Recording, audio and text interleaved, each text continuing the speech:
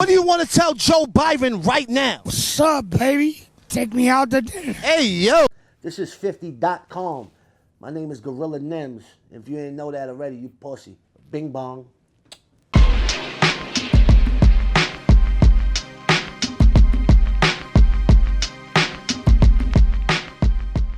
Justina Love, this is 50, and we are here today We outside. with the mayor of Coney Island, Facts. Brooklyn Zone. Facts. I mean, 2 decades. Facts. 2 decades Long time. of work. Facts. Good work. Yeah. Fuck your life, ambassador. Fuck your life. I mean, I'm everything. sorry, FYL. Yeah. No, I had fuck to. your life. All right, yeah, that. No, now PG, follow your leader. Ooh, I like that little. Fingering young lesbians. Bing bong. All right, let's get into this interview. Yo, first of all, from Coney Island to the White House. All right, we're gonna get there. I want to know, what has Coney Island taught you? Being raised in Coney Island, just the whole come up, the upbringing. What I mean, give us that feel. It's taught me to just adapt to any situation in life, and to be it's taught me how to be kind of like a social chameleon, because we in the hood, it's mostly black, Latino, but then there's also a big Russian community, there's also a white community, and it's just like, that's just in New York period, but a lot in Coney Island as well, Asian community, and just learn how to blend in and be familiar with all different types of races. And I feel like my music speaks to that same type of audience, all different, people from across the board. And that's what Coney Island taught me most. But really how to adapt in any situation. I love that. I love Yeah. that. I mean, I'm Brooklyn Zone too, so Facts. We know you know that. what I'm saying. Bing We know bong. we know what it takes. We know what it takes. All right, so like I just said, 2 decades of music. What has kept you in that drive? Because to me, Nems, it's the consistency of who you are. Like consistency, we say, yeah, Absolutely, you hustle, but some people hustle a lot and get nowhere. Yeah. Nah, it's just it's like working a job for 20 years. Like, you ain't gonna stop till you get your pension and your benefits. You know what I'm saying? Like, and it's like, in the beginning it was like, yo, once I hit 30, it's over. I'm gonna give it up. But once I hit 30, then I started elevating. That's when the shit started really taking off. And every year it was like, all right, we getting closer. It's just a little bit more. All right, let me put it. I'm not gonna give up. I've sacrificed a lot in this just right. for music in general, period. Like, I'm not married, I don't have kids, just so I could pick up whenever I want and go, like, and do what I want, when I want, how I want, not have to answer to nobody. Like, while all my friends are getting married, I'm fucking doing freestyles, I'm fucking going on tour, which is cool, but it's also like, there's a lot of sacrifices that people don't see behind the scenes, that like, I didn't do all of this to just give up. And I've seen a lot of my friends that are rapping and, they have kids, they do this and that, and they give up. That wasn't for me, man. I knew I came in this shit with a goal, and I knew what I expected out of it, and I'm not stopping until I get it. And now we just starting. Now, talking about coming into this with a goal, you started with battle rap, Flight Club. Yeah. I mean, that's so for the culture right there. Yeah. Talk to us a little bit about that. I always knew that was an easier way to get your name out than just handing out mixtapes or telling people, yo, I rap.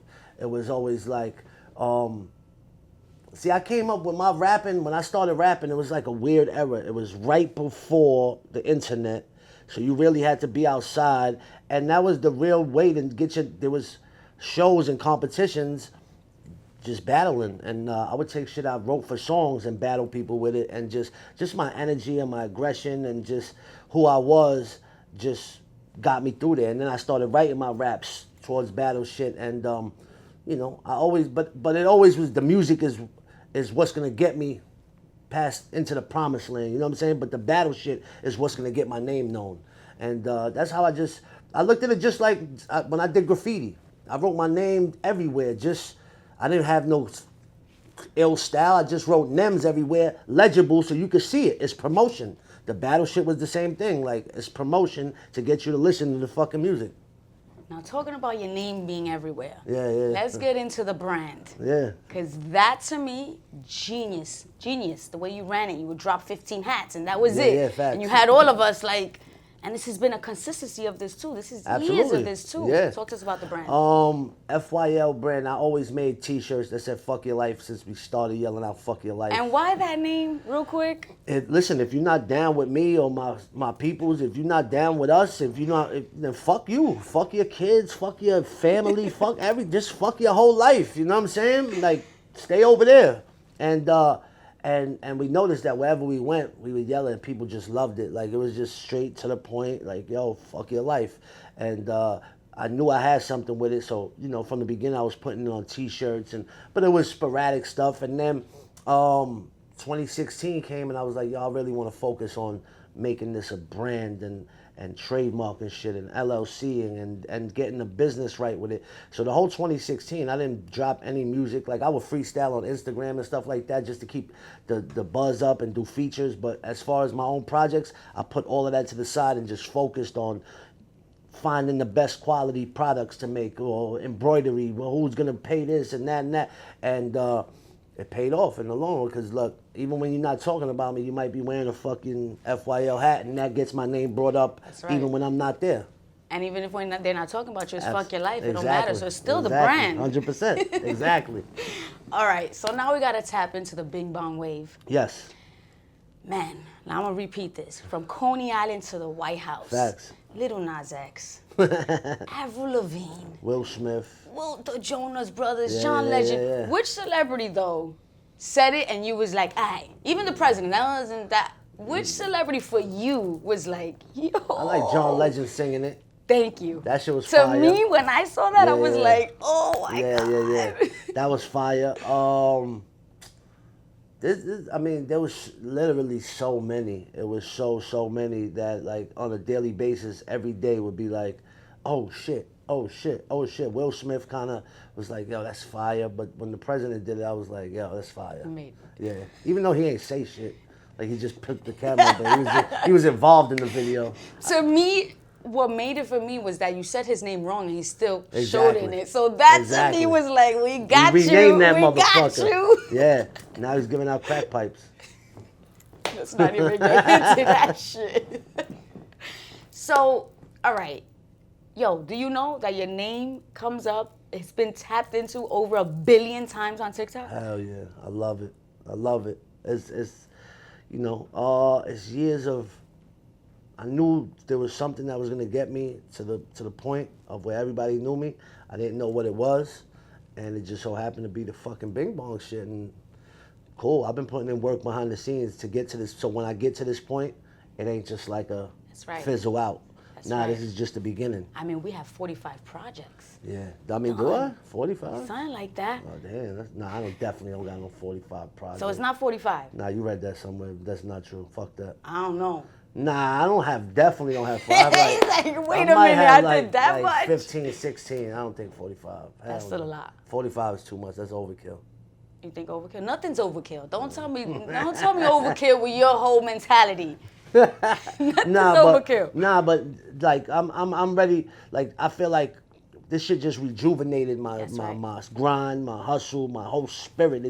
I'm ready. Like, I feel like a brand new artist now. Cause there's, just my following period on social media has like quadrupled in the last 3-4 months. So I feel like I'm a brand new artist again, and that's great. I love it. It's like, all right, let's get out there and fucking make this shit happen all over again. I love it. So now you're doing the Crew League too? Yeah, I did it already. What's up with that? I did it. I was they hit me to host. Shout out to my man Eli. They hit me. They was like, yo, Nems, we want you to host this Crew League. I was like, I wasn't that familiar with it. And when I looked into it, I was like, oh, this is perfect. This is like hosting the game in Coney Island. You know what I'm saying? Just fucking with people. I was like, yo, this is dope. Brought me to LA. Who was in it? Chris Brown, FYL, G Herbo, NLE Chopper. And I just winded up, we was stuck together for fucking 48 hours. They did the whole season in 2 days. And, got cool with a bunch of them with 24K Golden. That's my man. I fuck with him. And just got, what it was to me was like, all right, this is this is me. They accepted me in the party now. You know what I'm saying? Now I'm in there, and when I went out there, it was like, damn, everybody. The Bing Bong shit, it just became like regular out here. I'm like, everybody knows me out here. But when I went to LA, and even the celebrity like Chris Brown and all of them was like, yo, hey, yo, Bing Bong. I was like, yo, literally everybody knows who the fuck I am. That's crazy. People were more excited to see me than other people. I was like, yo, this is fire. This is fire. I even read that the Bing Bong is the sound from the train. Nah, it's not. I was like, That shit is what? not. Hell no, it's not the sound from the Now train. I'm never going to hear it again. Now No, I'm 'cause always look, hear, wait for the nah. closing doors, Bing Bong. Everybody is what thinks I'm that's always what hear. it is, but it's not. Because the start of Side Talk, their Yes. episodes is the train sound, bing, bing. But if I would have came out with the catchphrase, ding, ding, you know what I'm saying? For They would say real. the same thing. Yo, that's the sound of the train. Nah, what it was is, I was, every Saturday when I would get new merch, I would put it on my story and be like, all right, this is what we got new for the week. Bang, here's this new shit. Bang, bang. And then when I was feeling fucking funny, I was like, bing, bang, and I said it. I seen people start laughing. I was like, yo, I got something. And I started saying it like, and then it just kept taking off and people were laughing. And then when Side Talk came, it was like, yo, we want to do an episode of Coney Island. They came, and I by that point, I already had all my friends saying it, bing, bong, and like the hood was saying it. And then we said it in the episode. And then we did another episode and said it a couple times, and then people just took off. When that Knicks shit came out, the kid said "Bing Bong" from Yes. watching me say it, and then it just took off all over the world. But it had nothing to do with the train sounds. It's like in hip When I hop, it's read like that bang, shit, I was like, bang, no, they fucking did it. Yeah, fuck their life. So you have a message for 50 Cent. I mean, I see him as such an entrepreneur, but Absolutely. I see you too, that you've done, right? You've done so much. So 50 being who 50 is and how much he's done in the game, and you seem to be on that same route to just tap into so many different things. How has that inspired you? How's 50's The game main line inspired from you? 50 that runs through my head all the time with other people is like, yo, you get money. If I can't get none with you, then fuck you. You know what I'm saying? Like let's get money together. Let's let's make it happen. I can't stand people that want to hoard all their connects and the most genuine people to me and the most people that I fuck with in my life are people that like connect the dots. Like, yo, my man, yo, Nems, you make hats. My man is a fucking blank hat distributor. Here, connect. I don't want nothing from it. You know what I'm saying? I just know both of y'all in the same field. Those are the best type of people, man. The worst type of people are the ones that like, they know they could do something for you, but don't because they want to hoard all their contacts so they can feel important. Now, when you're already important, you don't have to worry about feeling important. You just make fly shit happen, man. So that line, always since it came out from 50, has always been in my head. Like, let's get money together, man. If I can't get money with you, then stay over there, motherfucker. You know what I'm saying? Fuck your life. Oof. Yeah. So now the Bing Bong remix, Yeah. all over the place. I need 50 on that, man. 50, if you watching this, man, I got Fat Joe on it. We got Styles working on Jada. You know what I'm saying? We need a 50 verse. It's the Kings of New York remix. You know what I'm saying? We need 50 on that. Facts. Bing bong. Oof. Yeah. So what's to come with that? What are you working on next? I got the album with Scram Jones. Now, Scram Jones, his beats is just ridiculous, like the hardest shit ever. And I worked on that. It started about when my two cousins had got killed in 2018. I didn't want to do music. I didn't want to fucking do nothing. And Scram Jones, I was trying to get up with him for a minute. Our schedules just didn't combine. And then when, after like a month or two, I was like feeling down. I wasn't really myself. After that happened, he was like, yo, Nems, let's get this album done. And I was like, Wow. I didn't want to do it, but I also didn't want to say no to Scram because I've been working to try to make this happen for a minute.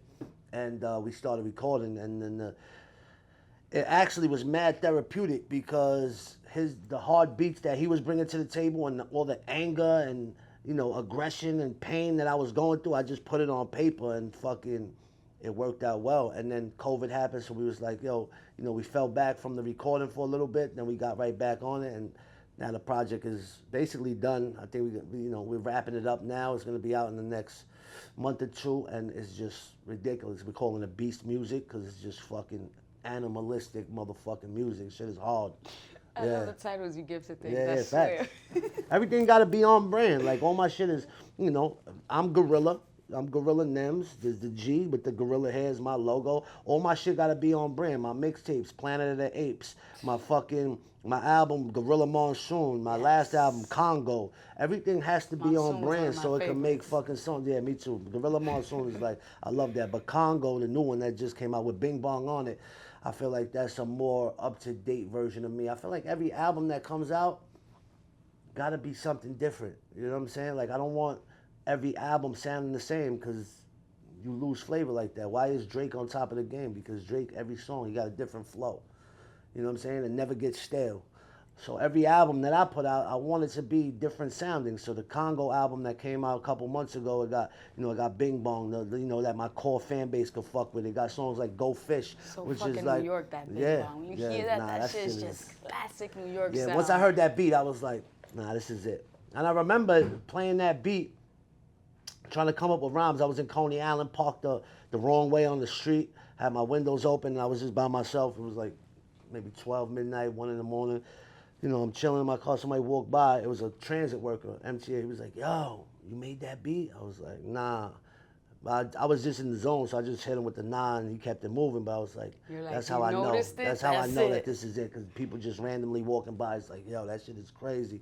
So I was like, this is the one. And I already was saying the Bing Bong shit, and I was like, yo, I want to do a song called Bing Bong. This is way before any of the viral shit.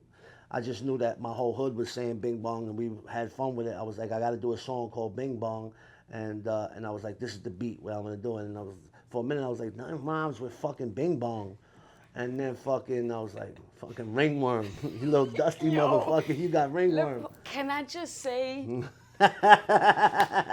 do people still get ringworms? Because when Nah, I was somebody- in school, it was all fucking Lova. Nah, somebody close to me just had ringworm. So right when you I was writing said that song. I was like, oh my God.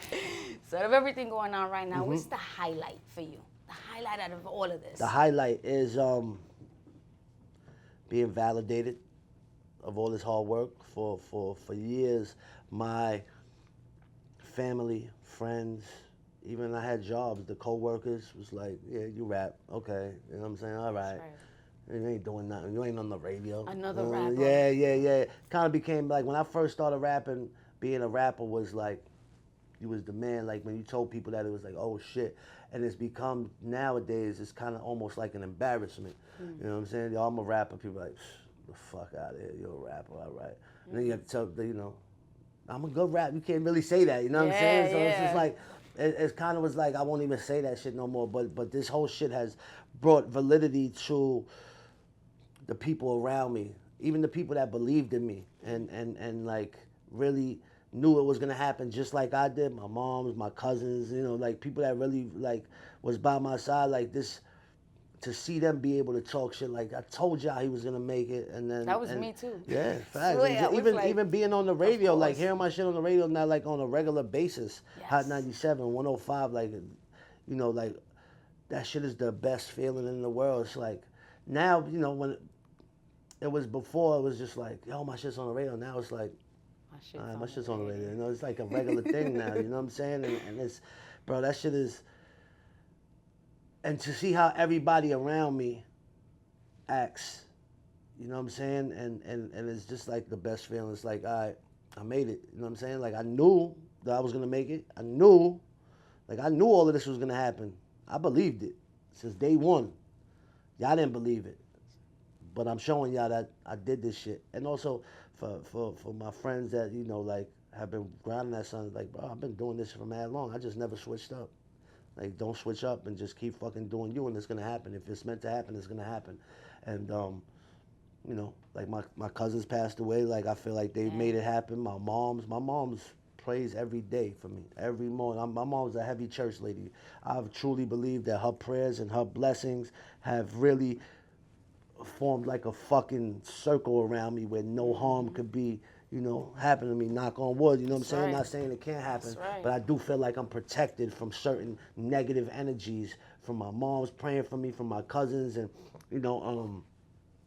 that's the highlight, that shit. And also making people smile. Like, I like people see me and get happy. Yo, Bing Bong, like little kids, like fucking adults, like, it's pretty And dope. you're so that. You give to that. Yeah, I love One time it. we were in the car, you couldn't see me on the other side, but niggas screamed "Bing Bong," and you was like, "Fuck your life." Yeah. You gotta give the people what they want, man. I love it. I Yeah. love it. All right, so now is that why you was in New York with Kanye? What's up with Yo, that? that just, What's up yo, that with was a spur of the that? moment shit. I was in a restaurant. They was like, yo, come to the back. It was like Kanye's playing his new album. I was like, really? And it was Kanye, 2 Chainz, fucking Fab, 504 and Dave Chappelle, Wow, and me. it's a nice group. And me.